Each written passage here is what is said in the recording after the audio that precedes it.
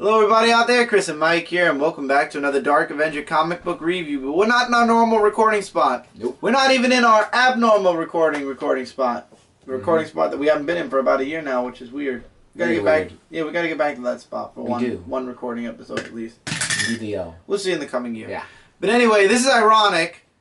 This is the Dark Avenger comic review. Well, the books in this review were released on December 31st, 2014, the last month of 2014 on last day of December. Yep. And ironically, there's only 4 books. And you want to get even more ironic, this is the 270th episode of my Dark Avenger comic book review. Only 30 more to go before we reach 300. And what a way to start the 270s off then with 4 books. What a way to end the year 2014, 4 books. One is Mike, 3 are mine. And to be honest, if they weren't weekly, I'm sure there would only be 1 book in this review. Now, you guys saw yesterday, the indie review was only 3 books. And it was an Argo Comics episode, and it was perfect. Dan scheduled those books on a perfect week. This episode, 1 Marvel, 3 DC. Michael's...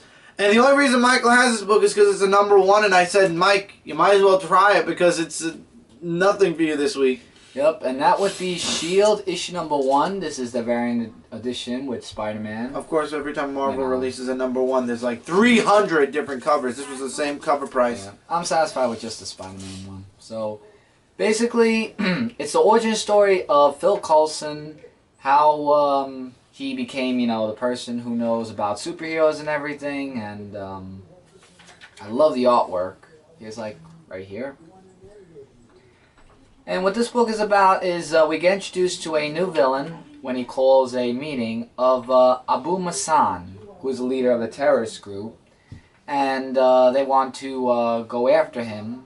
And here's some more artwork, by the way. I really love the artwork. It's just really amazing. And he wants to be the king of the Sacred Land, where Black Knight and Valkyrie try to stop him. And he's like the really strongest new villain in this book. And... actually took Valkyrie for her to take him out. And then we have this guy. Valkyrie? Her. Yeah, okay. I thought you were calling Thor Valkyrie. Yeah, no. And I like the splash page too, by the way. That's Hemdale, who has the sword to restore everything, and Phil Coulson has a plan to find out, to figure out how to stop all this, as well as guarding the Bifrost, which is the Midgar. And the end, the epilogue, I'll leave that up to you guys to find out, to read, because, Phil Coulson really had a great idea of, I see him as the next Captain America on the Avengers, but I know he's S.H.I.E.L.D. Turn the book around? Yeah. There you go. But I could see him as definitely a effective leader.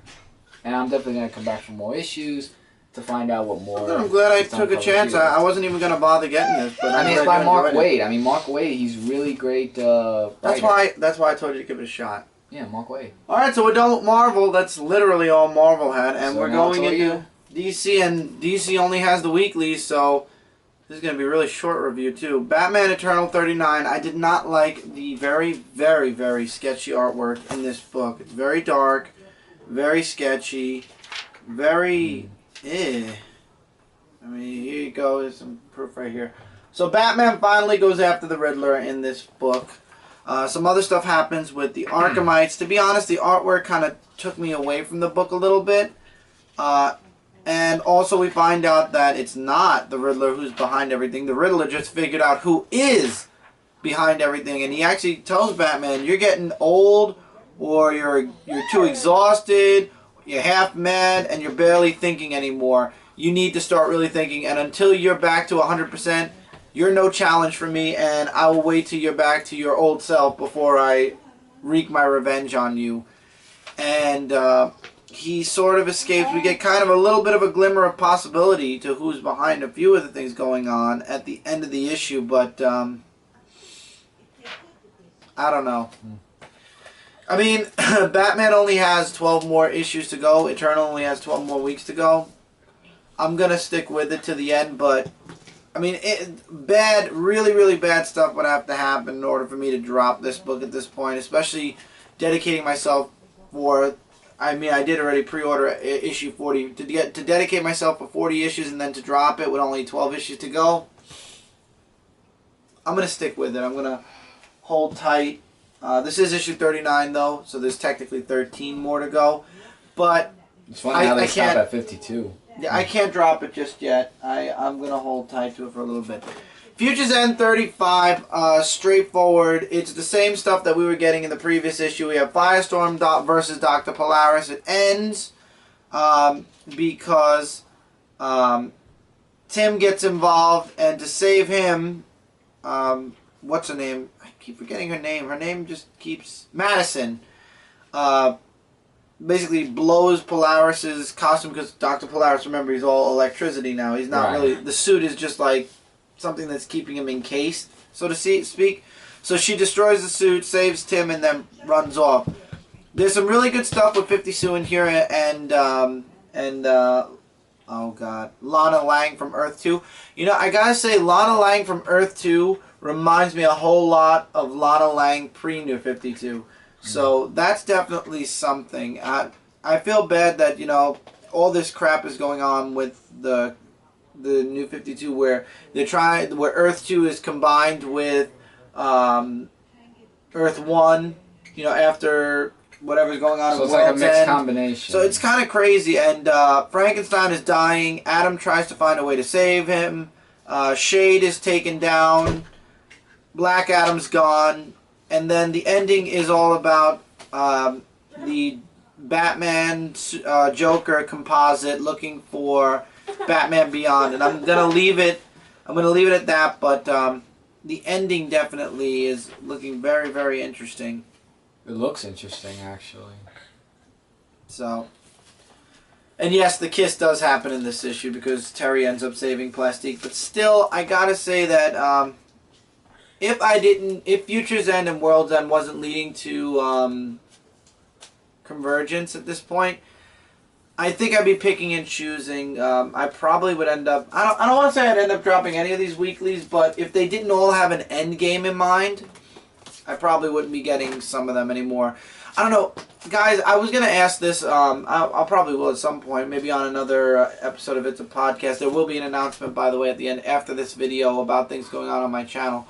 But the weeklies, are they still doing it for you guys? Are you still enjoying all three? Are there some that you are not too much enjoying anymore? Let me know in the comments below, because honestly, I can say there are some weeks where I enjoy certain weeklies, and then there are some weeks where I feel like I breeze through the weeklies and they're just not doing it. Maybe because it's been going on for 40 weeks almost now. Pretty much. Or maybe it's because there's so many. There's like 3, plus now there's a Wolverine one coming, which we are not physically getting at least. No. But is that maybe why? Maybe because there's too many. Let me know what you guys are thinking. Are you getting all 3 weeklies, by the way? If you're not, which ones are you getting, and are you still enjoying them? Did you drop them at some point? Were you considering dropping them at some point? I don't know. I feel like 52 did really well, pre-New 52. The 52 and then the Countdown did okay. Trinity really did not do anything for me. And these next Trinity 3... Sin? No. Trinity... the Trinity War? Trinity with Superman, Batman, Wonder Woman. Remember? Oh, that Trinity. Okay, because there's so many Trinities in DC now. I don't know which Trinity. Pre-New 52. Oh, that. So I don't know. That wasn't doing it for me either, but that didn't do it for me at all, actually. I just got it because it involved Superman. If not, I would have dropped that weekly for sure. But anyway, the final book of the week is World's End, issue number 13. This book was the best, in my opinion, out of the 3. A lot of action going on. You got Huntress joining the Furies of Apocalypse, and they're going up against Green Lantern and the Avatar of the White, also known as Sam, which was Alan Scott's boyfriend. Then it goes to Flash, Hawkgirl, trying to save the people that are underground now, because the world is becoming slowly uninhabitable. So they're looking to build a refuge underground. Adam comes back for an issue and makes an ultimate sacrifice for the people of Earth 2. And I like that artwork. There was a really great scene with Desaad also in this book. Again, check the book out. Really good stuff.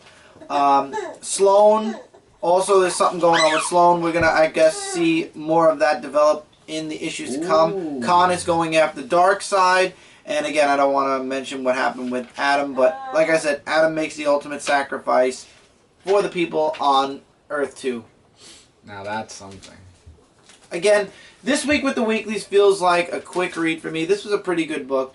I do enjoy the artwork in this book, and I did like the artwork in this book as well. The Batman Eternal artwork I did not really particularly care for in this recent issue. A bit sketchy and a bit dark for me, but a lot better than what happened in issue like 7 or 8 where they had the big heads and the artwork was super weird. That was like, what? The one that had Batgirl mostly in it. Yeah, that one. That was awful artwork. I don't know how that made it to press, but it did.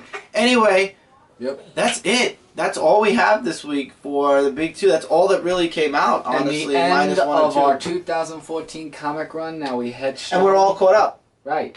So, starting, hopefully now that the holidays are over, books will be on time again. We got a lot of books coming, and the haul will be back next week. Like I said, that'll be in my announcement video. Look forward to my announcement video next. This video should be going up without needing rendering this time. Yep. So let's head on to 2015 reviews and your 300. Yeah, I remember. Thank you guys so much for sticking with us. Feel free to comment below anything that was on this review. Your thoughts on the weeklies from DC Comics, I would especially love to hear from, and we'll write you guys back in the comments below. As always, don't forget to check out Comic Related, Comic Frontline Zone 4 podcast. Links will be in the description as always. Frontline Gaming Zone, and also Brooklyn Boys 13, which is not in the links in the description, but you can check it out on my channel. Links there. Yep. Lots of awesome things coming in 2015 from all of those places. And until next time, everybody, take care, keep reading, keep collecting, and we'll see you guys in the next review. There, everybody.